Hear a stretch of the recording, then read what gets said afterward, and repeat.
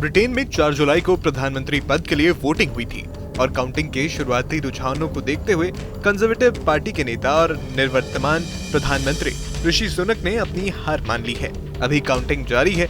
ऋषि सुनक ने रिचमंड और नॉर्थ हेलर्टन में अपनी सीट बरकरार रखी है। उन्होंने कहा कि लेबर पार्टी ने यह आम चुनाव जीता है और मैंने कीर स्टारमर को उनकी जीत पर बधाई देने के लिए फोन किया है। उन्होंने कहा कि मैं अब लंदन जाऊंगा, वहां चुनाव के रिजल्ट को लेकर मंथन करूंगा। प्रधानमंत्री पद पर रहते हुए मैंने अपने कार्यकाल में बहुत काम किए। मैंने अपना सब कुछ इस पर लगा दिया। आपको बता दें कि एग्जिट पोल में लेबर पार्टी को 650 में से 410 सीटें मिलने का अनुमान जताया गया था। वहीं ऋषि सुनक की कंजर्वेटिव पार्टी को 131 सीटें मिलने की उम्मीद जताई गई थी। एग्जिट पोल के अनुमान नतीजों में तब्दील हो चुके हैं। लेबर पार्टी का 14 साल का वनवास खत्म हो चुका है। कहा जा रहा है कि सुनक को सत्ता से बेदखल करने के बाद स्टारमर प्रधानमंत्री ही बनने जा रहे हैं। अब सवाल यह है कि आखिर कीर स्टारमर हैं कौन? आइए जानते हैं कीर स्टारमर के बारे में। आपको बता दें कि स्टारमर मौजूदा प्रधानमंत्री ऋषि सुनक के खिलाफ चुनाव लड़े थे। सुनक ने कंजर्वेटिव पार्टी की सत्ता पर पकड़ बनाए रखने की पूरी कोशिश की, जबकि मतदाता पार्टी के 14 साल के कार्यकाल से थक चुके थे।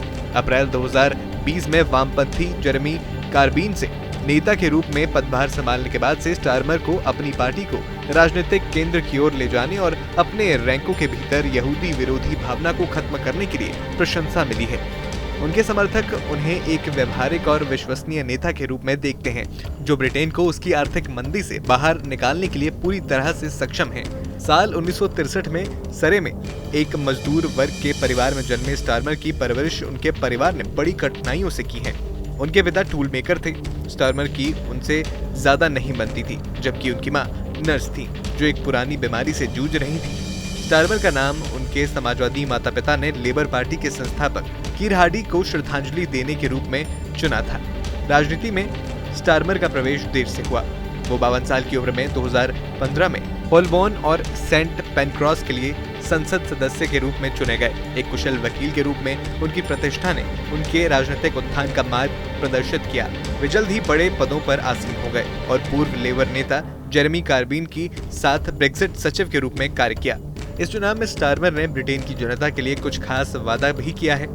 चलिए आपको बताते हैं कि स्टारमर की किस योजना ने लेबर पार्टी की सत्ता के सूखे को खत्म किया है।